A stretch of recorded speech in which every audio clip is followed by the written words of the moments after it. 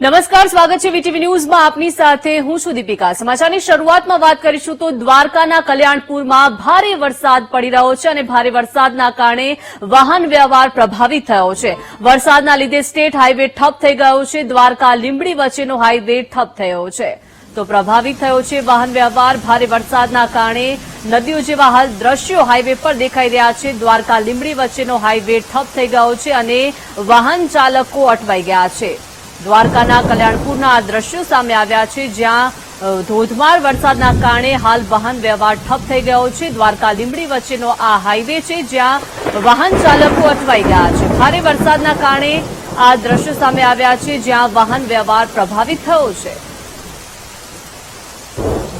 વધુ માહિતી સાથે સંવાદદાતા કુશાલ જોડાઈ ગયા છે. કુશાલ, કલ્યાણપુરના દ્રશ્યો સામે આવ્યા છે, જ્યાં વાહન વ્યવહાર પ્રભાવિત થયો છે, વાહન ચાલકો અટવાયા છે. કુશાલ, દીપિકા જણાવી દઉં તો દેવભૂમિ દ્વારકામાં વહેલી સવારથી વરસાદી વાતાવરણ છવાયું હતું, ત્યારે કલ્યાણપુર તાલુકાના અનેક ગામોમાં ભારે વરસાદ પડતા વરસાદમાં રસ્તો બંધ થયો હતો. લીંબડીથી જે રસ્તો છે, જેમાં ચરકલા, રામ સહિતના આજુબાજુના ગામમાં જવાતો સ્ટેટ હાઈવે છે, તે હાઈવે બંધ થતા વાહન ચાલકો અટવાયા હતા અને લાંબી કતાર પણ લાગેલી જોવા મળી હતી. જી આભાર કુશાલ, વિગત આપવા બદલ.